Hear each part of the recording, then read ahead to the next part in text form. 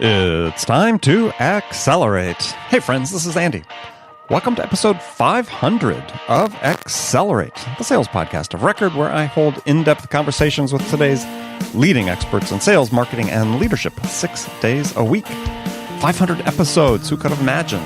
I mean, this could not have been possible without the support of all of you, the friends and loyal listeners of Accelerate. I also very much appreciate the fact that you invest your time with me every day, and I hope that the hard work we do is providing you the value you expect with the in-depth and challenging conversations I have with guests on this show. I also appreciate the support of current and past sponsors, and also not to be forgotten, none of this would have been possible without the hard work and excellent efforts of my team, virtual and otherwise. Alec, who's been there from the beginning, helped format the show and get started, continue to be a big influence on day-to-day. Catherine, Ryan, Tim, David, Marty, Taylor, and Rich, thanks so much for all that you do. So joining me on the show for episode 500 is Koka Sexton. Koka is the global industry principal for social selling at Hootsuite. Many of you might also be familiar with Koka from his tenure at LinkedIn. He certainly helped to popularize and formalize the practice of social selling and elevate it into the essential part of sales that it is today.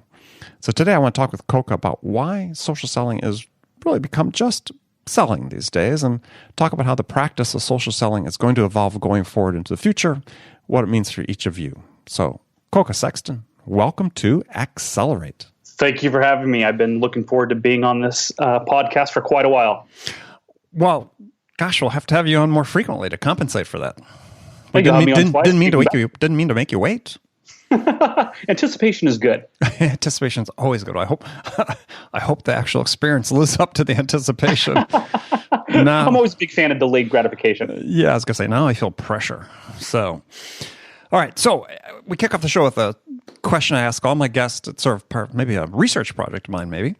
And so this question is, in your mind, what's the single biggest challenge facing sales reps today? I think the single biggest challenge facing salespeople today is how are they going to fill this pipeline for this, quota that they've been given.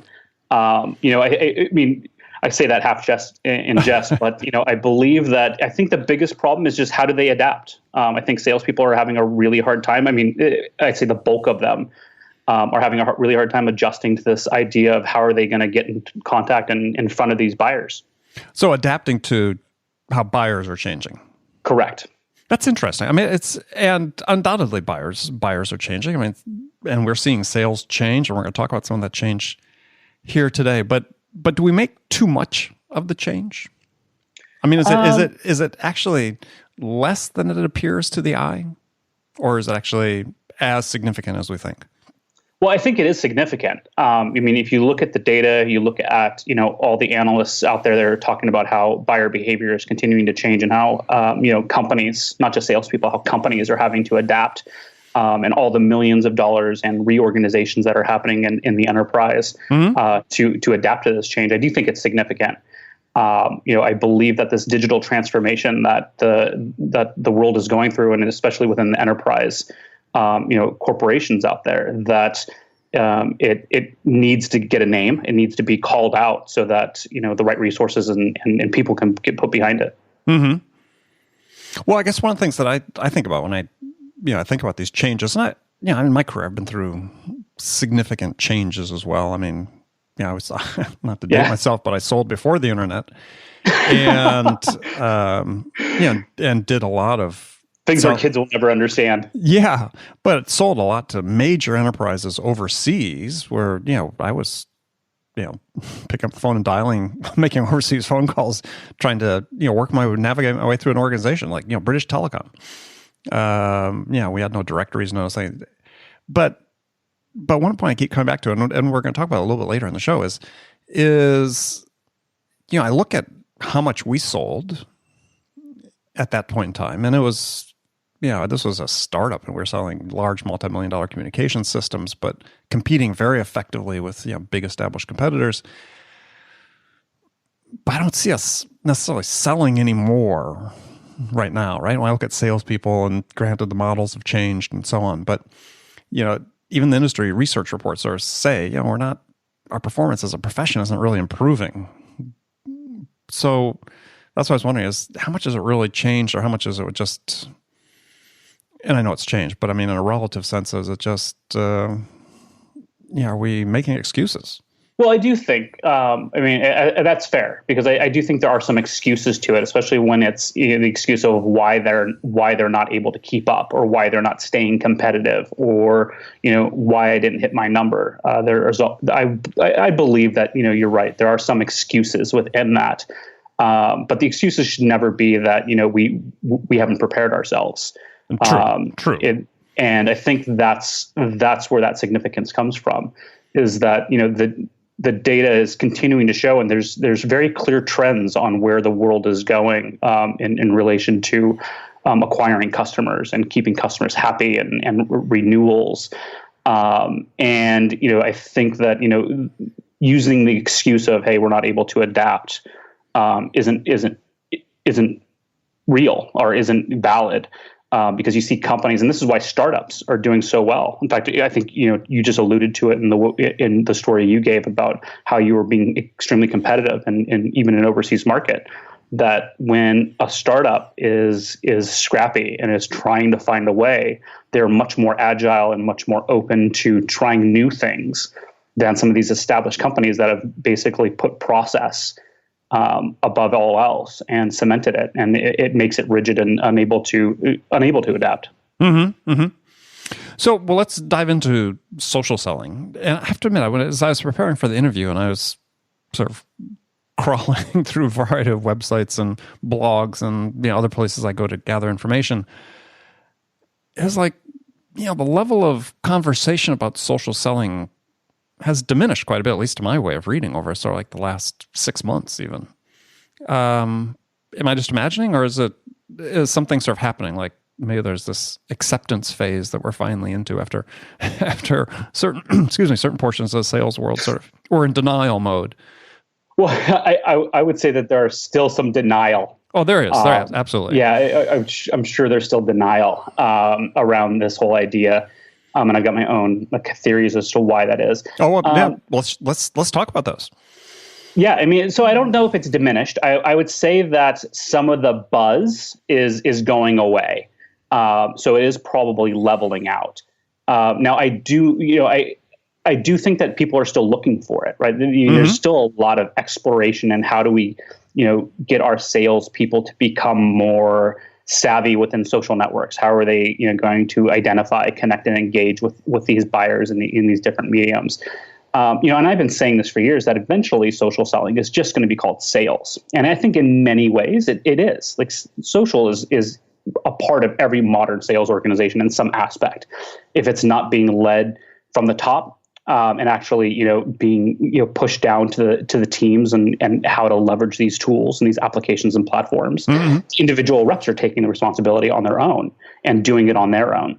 Yeah, well, you used an interesting word, which is sort of becoming, becoming like a buzzword. Is modern sales, and which is great, and I appreciate that. But we have lots of people listen to the show who, sales professionals doing a great job, but by the definition we use of modern sales, they're not.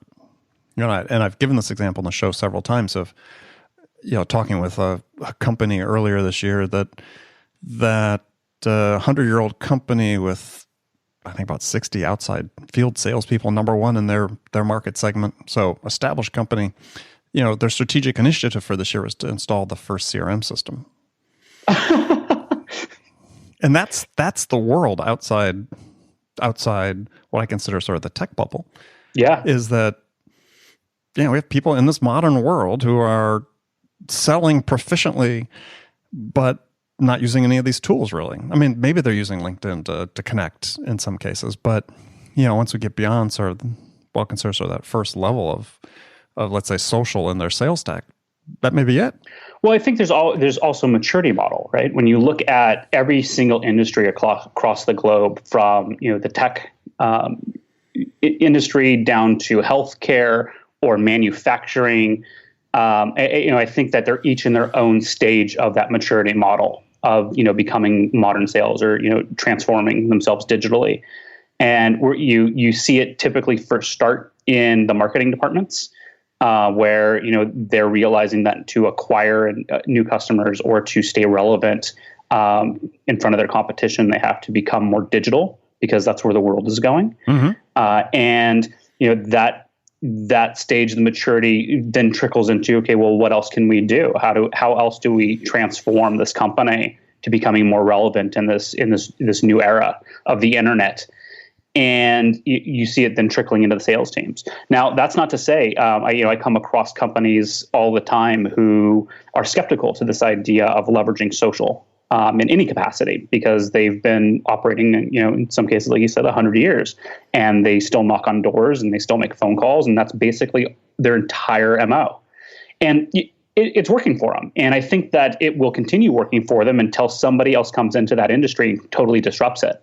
And that's where you see these behemoth companies struggling because they can't keep up, because somebody else has figured out a new way, some type of hack to get in front of those customers that they already have and the new ones by leveraging digital tools. And that's where you see some of that scrambling around for how do we stay relevant.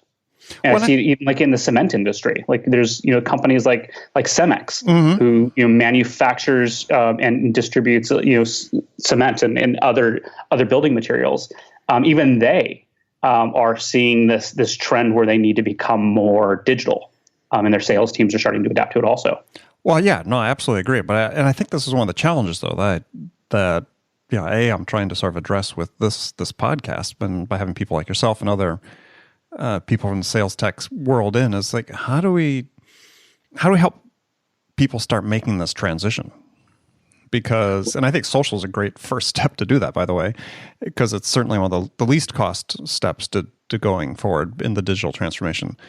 But I have a hard time convincing people. And that's why I tell stories like the one I told with this company or other companies that have huge inside sales teams with no sales stack at all.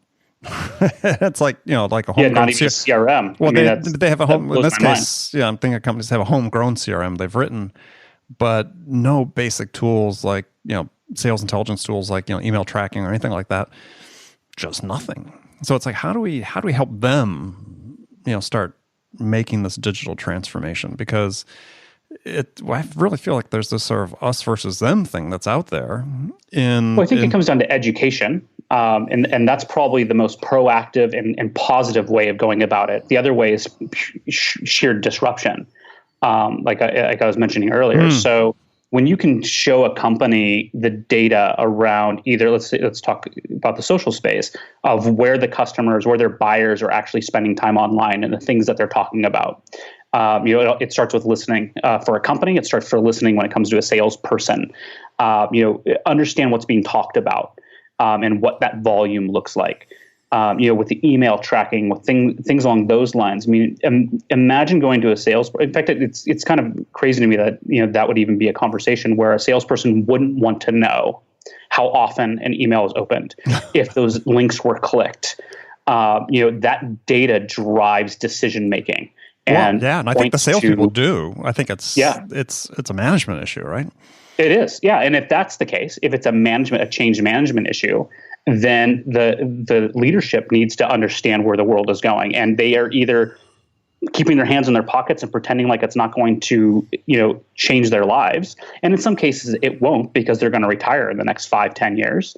Or they need to wake up and say, hey, if this company is going to continue to be the top in its class, whatever that means, they have to start adapting to this new era of this digital transformation that everybody's going through. Yeah. No, I agree, and like I said, it's the way forward is really sort of interesting, because I've got another client I'm thinking of that's a household brand name, selling some very sophisticated technical products, and pretty much the same issue. Right, the salespeople are armed very lightly with the tools that could really help them. Yeah, and sometimes salespeople just don't want that change either, right? Well, there's an element. There's certainly an element to that here too. So, yeah, that's why I said we're trying to get the word out. So, another question I have for you is it's sort of along the lines of what we talked about before, but we're still sort of left with this semantics battle, I call it, out there. I got an email this morning, subject line, cold calling is dead. I love that blank, blank, blank is dead conversation. Yeah. I got pulled into it about a month ago. Well, and I think it's like, and I said this a couple weeks ago on another interview, it's like the most pointless arguments we can possibly have and spend any effort on in sales is, saying something is dead, right? I mean, it's like, first of all, cold calling is not dead. In fact, we've got a renaissance in cold calling happening in many sectors, including the tech sector with SaaS business. Yeah. And ironically, this email came from a SaaS company. So that's using cold calling. So it's like, can't we just stop? Can't we just stop? Yeah, I mean, it's like, come on, people. It's granted. Years ago, it was about 2010, so about 7 years ago, when I made the switch, what I call, when I switched to the dark side and took my first marketing role out of being a salesperson. Mm-hmm. I thought that the best way to start cementing this idea of this transformation in the sales stack, social selling as we coined it, we had to make an impact. And so the best way to do that was be sensational and say things along the lines of, the cold call is dead and, social is the way to go. And I was young, naive. And in many ways, I felt like being explosive or confrontational with that type of language needed to be done because it's what woke people up to this whole era that we're facing now. Granted, grow into this to the realization, and I believe this all along, that it doesn't matter. It's just a medium, right? It's all sales. We gave it a name. We called it social selling. We did that because it needed some attention. The same way that in fact, I had this conversation with a friend of mine, on Facebook just yesterday around this idea of women in sales. Like, is it even correct to even give it a name like that? And I believe it is, because if there's a problem, if there is something that needs to get addressed, you have to name it. You have to call it out. Right. And you have to put a spotlight on it, or it's never going to get any attention or resources because people are just they're not going to see it. And so I believe that that's what social selling is. That's what the digital transformation of sales is all about. It's about highlighting this benefit, this problem that companies are continuing to try to sell things.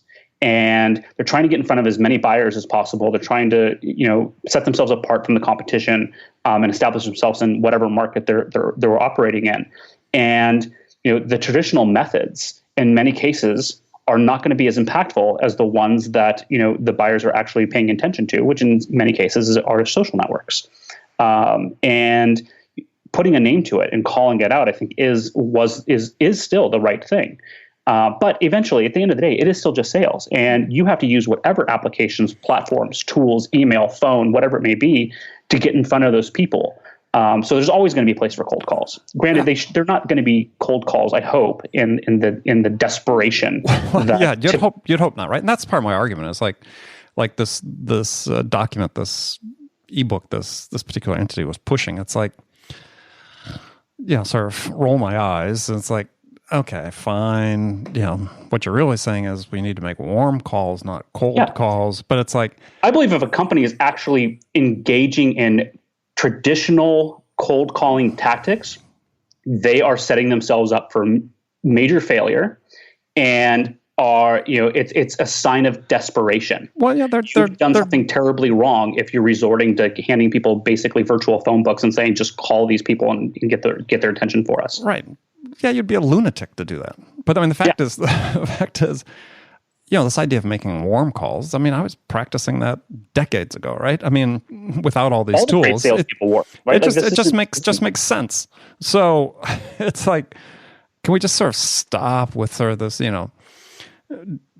divisive rhetoric about cold calling is dead, and then when people spend all this energy online and these forums and then LinkedIn discussion threads, it's like just does. I mean, it seems like we're sort of mirroring like political discussions, right? It's like we have to demonize the people who we don't agree with, because if I'm right, then you must be wrong. Somebody else is wrong. And not only must you be wrong, you're stupid too. right? And that's sort of what it. That's I always try what and stay away from the personal name calling. right, but that's what it sort of has descended to. some- You read these discussion threads, it's like, oh, come on. I mean, this is like reading a comment section on a New York Times article or something. It's like, just stop. It's so unproductive.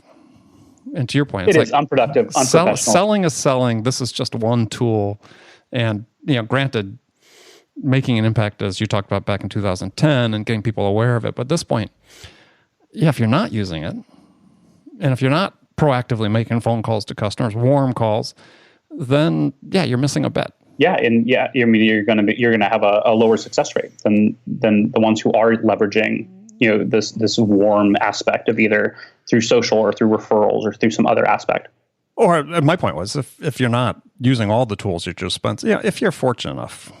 And here's the thing, where people get trapped, right? Because we talked about excuses before, and I see this all the time in sales organizations is, people will be reading about, well, we should be able to do this without making cold calls. Oh, that sounds so good. Because I hate cold calls, right? Yeah. And then they wonder why they don't have any prospects. It's like, this is not an all or nothing type thing. If you live in a company that's, extremely successful at, how they target their marketing, these highly qualified leads coming in, fantastic. But, for the 99% of the rest of us, we got to use the tools at our disposal, and we're going to use social, and we're going to use proactive outbound calling, and all these email and all that stuff to fill our pipeline. Yeah, and every buyer is different. So even though they may be using some type of social network, they may be on Twitter, talking about either their favorite sports team or promoting their company, whatever it may be, or updating their LinkedIn profile. Some people are much more accessible on a phone anyway. I tell people all the time that, I get bombarded with email. So if you really need to get a hold of me, the best way is not to send me an email. The people who know me fairly well and need to get my attention, like they'll send me a text because, I'm always on my mobile device. So, I think, the salespeople just need to learn all the different ways and become masters of every way of connecting with these buyers, and then figuring out which way is best for each individual. It's not a cookie cutter approach to everybody. That's what salespeople are good at. They're good at this one-to-one communication, and they just need to find the best ways to do it. If it's email, fine. If it's getting them on the phone, fine. If it's text messages, SMS, then do that. But that's one of those learning processes for every salesperson to figure out how to connect with individuals. Well, and there's no hiding. So for anybody listening to the show, there's just no hiding, right? I mean, it's you got to do what you got to do. And I know people, like I said, they grasp for some of these latest, methods like social selling and others because they think it's going to take away the need to do the things that are really hard in sales. And may lessen some of that pain. But I mean, again, I think that social selling is more about playing the long game. Yep. Than, trying to fill your pipeline this month or this week, whatever it may be. Social selling is really about how are you establishing yourself as a professional within a specific industry, with that idea of generating new opportunities and connecting with the right people. I said earlier on, the selling habit, visibility creates opportunity. And that is the best piece of advice I came across when I was in sales. All right. So let me ask you a question about that though, because this is an area that's still very controversial and I think it was from a blog article actually on Hootsuite that I read that said that 92% of B2B buyers are willing to engage with, this is a quote, willing to engage with a sales professional who is a known industry thought leader, a reputation you can establish by consistently posting thoughtful, relevant content on social media. Yeah, most sales leaders say, I don't want my salespeople posting anything. In terms of this idea of them being a thought leader. I mean, so yeah, it's an excellent point. So I think that data actually comes from either the IDC, because I know the stat. It either came from an IDC or maybe even something that LinkedIn had done internally, or with their own serving capabilities with their massive database. But this idea of connecting with these decision makers is and being seen as a thought leader. I think it's just the wrong words. Now, I don't think that most sales professionals, I don't think that most professionals, regardless of what their role is, want to be thought leaders. Right? There's a very select group of people that actually strive to be seen as a thought leader in a space. Like Koka Sexton. Well, we can get to that in a second because I didn't strive for it. Well, no, I know. It but happened, I do believe that most professionals, regardless of role, want to be seen as experts in something. There is some level of awareness that they want to achieve. They want to be seen as credible within the industry they're in. Well, and I'm going to interject for a second, though, because this is really a critical point, is you don't want to be positioned or conceive of yourself and position yourself with your buyers as a sales expert. It's the expert on what you're... An expert yes, correct. An expert in the specific space that you work in. But I mean, there are no shortage of LinkedIn profiles from salespeople that what they're really touting is their sales expertise, and the customers don't care. No, because again, this idea, part of this, again, I'm going to say visibility creates opportunity a million times, but this whole idea that you create your LinkedIn profile based on your own, ego, I'll just, for lack of a better term, we went through this transformation even when I'd been at LinkedIn, and I still promote it whenever I talk to companies, is that individuals need to move from resume to reputation. And most people create their online personas as if it's their online resume. They talk about, it's all about me. Here's what I've done. Here's the greatness that I've accomplished. With the hopes that somehow this is going to help them get a better job. But that's not really the purpose of these networks. If you're using them as a professional, maybe it is for a short period of time, but hopefully you have a job. So your profile should be focused on your customer. It should be very buyer centric, so that when somebody goes to it, they're actually getting value from it and not just reading about, how many times you've gone to club, because most buyers could care less. They want to know how you're going to add value or solve their problems. And that's how you should be leveraging these social networks.